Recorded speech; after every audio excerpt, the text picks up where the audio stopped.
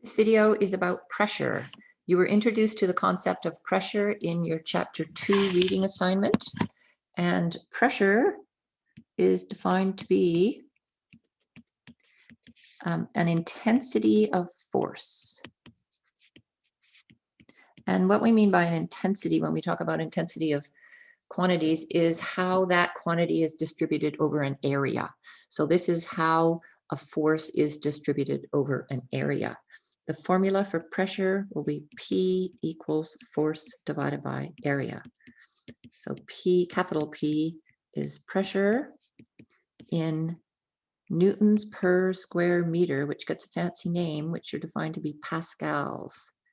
Pascal was a guy, so this gets a capital P for its symbol.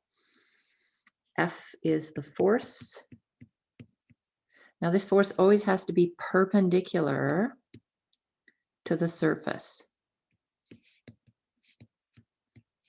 Pressure is defined to be the perpendicular force to a surface, and this will be in newtons. And then A is the area over which the force is distributed.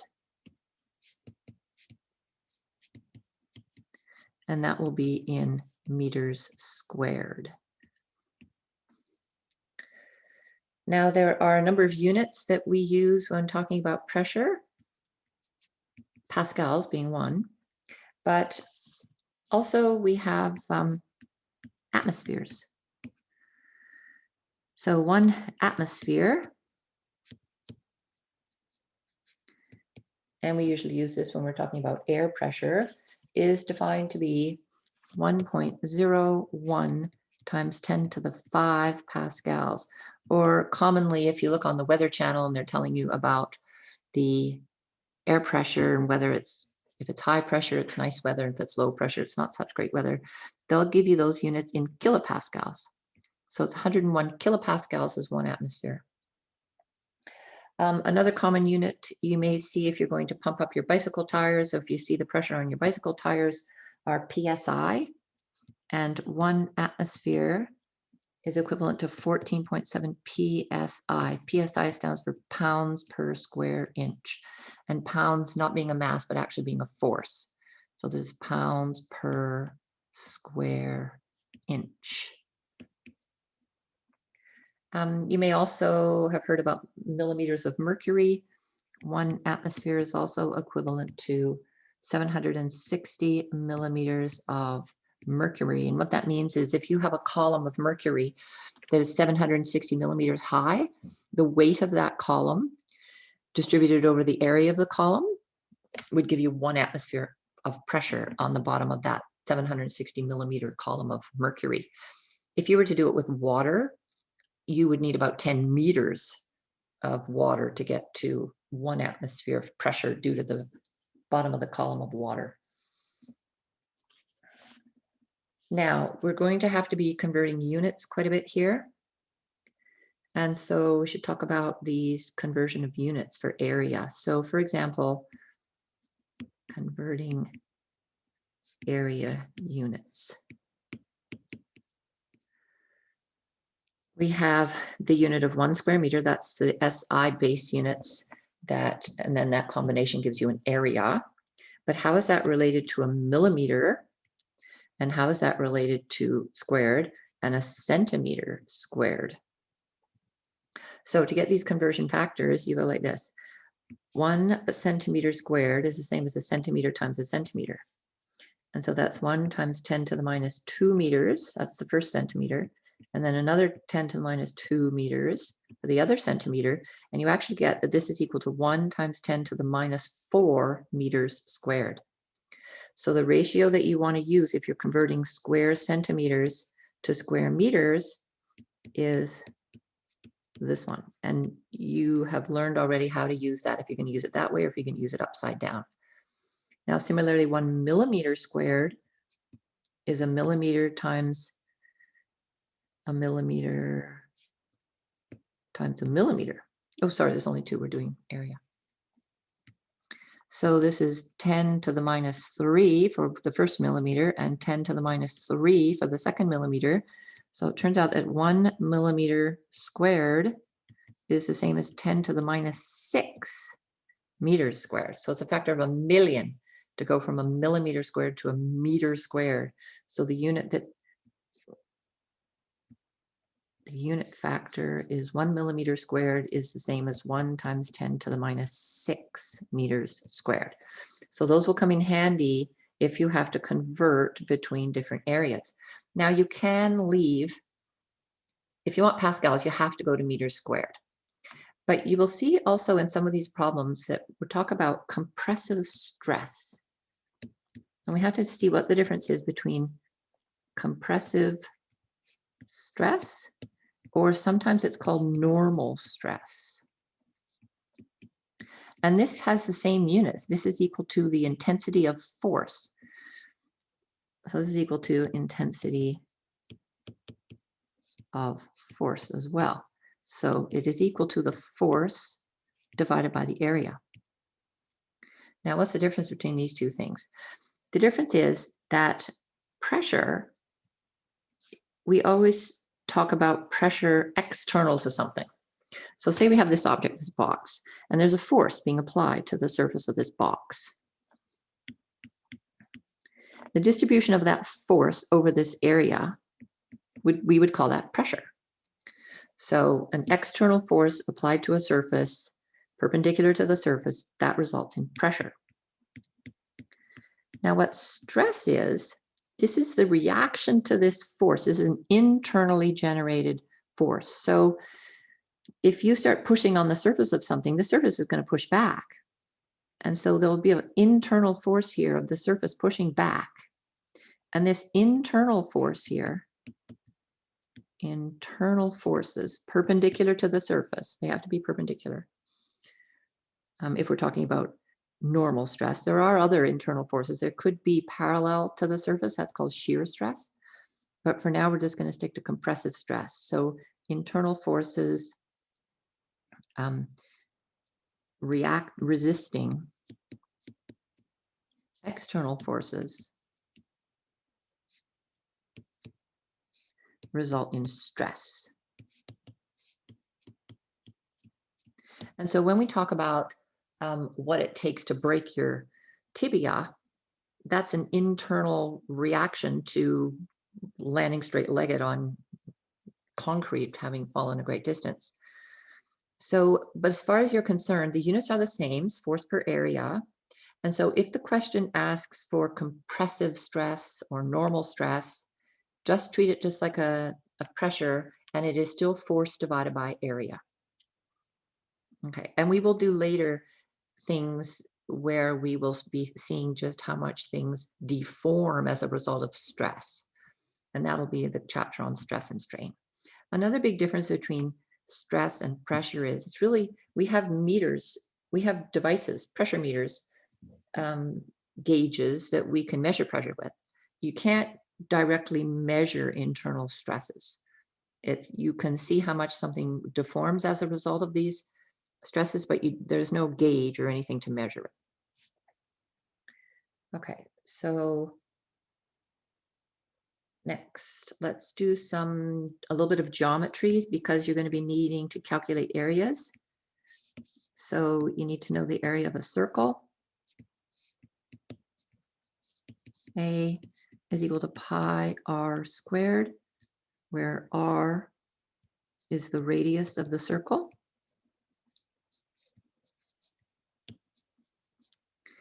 And the diameter of the circle, d, is the diameter. And that's equal to 2 times the radius. So if you want to put that formula in, you could say the area of a circle is pi, and then radius is diameter over 2. So you go diameter over 2 squared. And so this is pi over 4 diameter squared. So if you're given the diameter and you need the area, you could use that formula.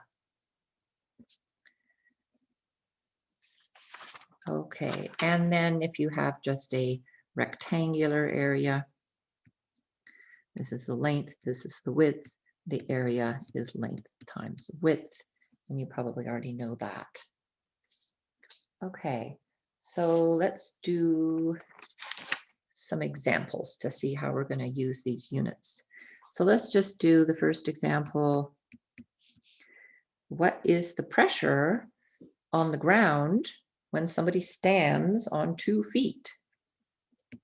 So what is pressure on the ground when a, oh no, how big is this person going to be? 60 kilogram, a 60 kilogram person stands on 2 feet. Now we're going to need to know what area that weight is distributed over. Well, it's over the bottoms of your 2 shoes. So let's say that the area of your shoes in contact with the floor is 500 square centimeters. Okay, so this is a question. Okay, so you have this area of these 2 feet, this area here, and this area here. And so the pressure is the force divided by the area. Now let's assume you're standing with your weight equally distributed on both those feet.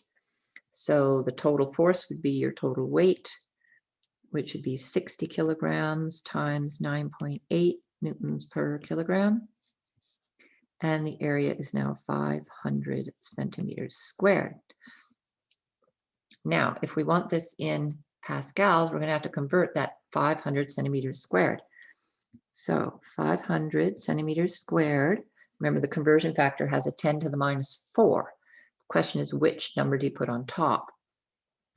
Well, we want to keep the meters, so we go 10 to the minus 4 meters squared over 1 centimeter squared. That's the conversion.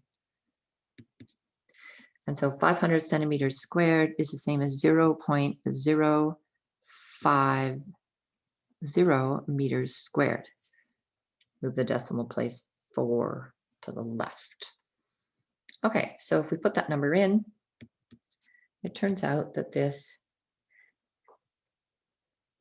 equals 588 newtons divided by 0.05 meters squared, or 1.18 times 10 to the 4 pascals. Newton per meter squared is a pascal.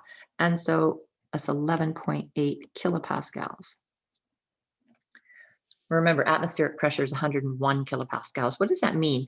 Atmospheric pressure means that when you're standing here at sea level, where the pressure is approximately 1 atmosphere, it means the air is pushing on you in every direction, everywhere perpendicular to your surface. And the pressure per area is 101 kilopascals. Well, you might think, my goodness, that's huge, way bigger than somebody standing on your head. But the thing with pressure is that it's the differential in pressure that causes forces. So inside your body, all the fluids and air and everything is also exerting a force internally to counteract this 1 atmosphere of pressure. So the net force due to the air, we really don't feel it at all, because it's balanced by internal and external. Now, when you go up in an airplane and you're used to the pressure inside your head and on your eardrums being 1 atmosphere, but suddenly in the airplane, if the pressure drops a little bit, that's when your ears pop, because now there's a differential. So let's just see, if we go up in an airplane, just how big is this differential in pressure, and what does that mean as far as the airplane is concerned? So let's just do an example here too. So air pressure at 35,000 feet, so outside an airplane, the air pressure is much less because there's much less atmosphere weighing down on the airplane than it would be at sea level. So air pressure outside airplane would be about 0.6 atmospheres. And inside plane, hopefully they keep it at 1 atmosphere or we would not be very comfortable. Plane, it's 1 atmosphere. So let's calculate force on the door of the airplane. If the door has an area, if area of door is 1 meter by 2 meters. So let's say it's a 2 square meter area door. So just how much force are we talking about? Now, which way is the force? Well, there's way more pressure inside the plane than outside the plane. And so this is a force trying to blow the door away out of the airplane. So if something failed, and if the door failed, everything would be blown out of the plane, not into the plane. Okay, so now we can't work with atmospheres. We have to work in pascals if we're going to get newtons. So the thing is, it's the difference in pressure. So the high pressure always pushes from high to low. So P high minus P low would be 1 atmosphere inside minus the 0.6 outside. And that's the pressure differential that is what really results in the force on the door. Okay, so if you saw the door of the airplane here, it's kind of usually a curved door like this. And these are the people inside the plane. So there would be a force due to the air pressure inside. And then the force outside is just less because the pressure is less. And it's this difference in pressure times area that gives you the net force. And it would be an outward force. So force would be equal to the difference in pressure times the area. And we have to convert that. So 0.4 atmospheres times 1.01 times 10 to the 5 pascals per atmosphere times 2 square meters. And this would result in a force of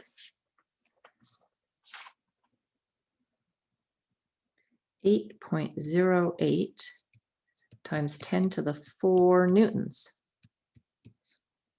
And that would be an outward force. Well, you probably don't have a feel for how much that is, like just how big is that? That's equivalent to about 1,000 people.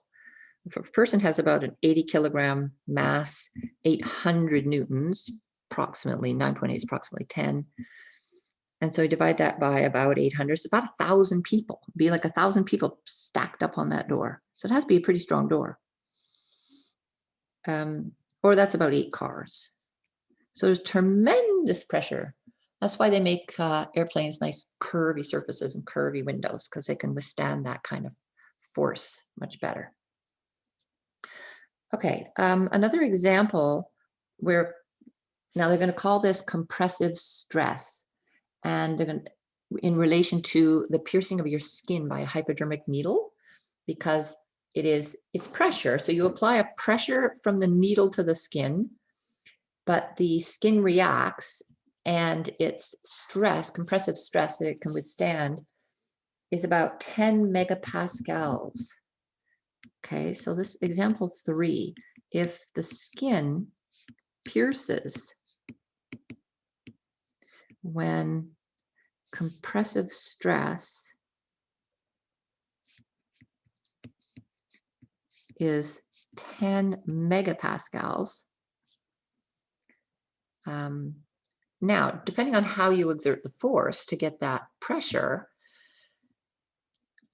will depend on and just how much you can pierce the skin. So if you exert a force that would give you this 10 megapascal pressure over like your fist, well, it would take a huge amount of force of your fist to actually break your skin. But if it's over a tiny little area like a hypodermic needle, then a tiny force will result in this huge pressure. Remember, small area is big pressure, even if the force is the same.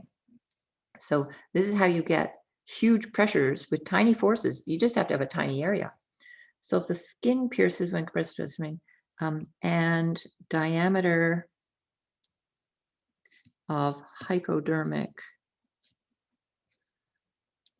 needle, hypodermic, I think hypodermic needle is 57 micrometers. Apparently, that is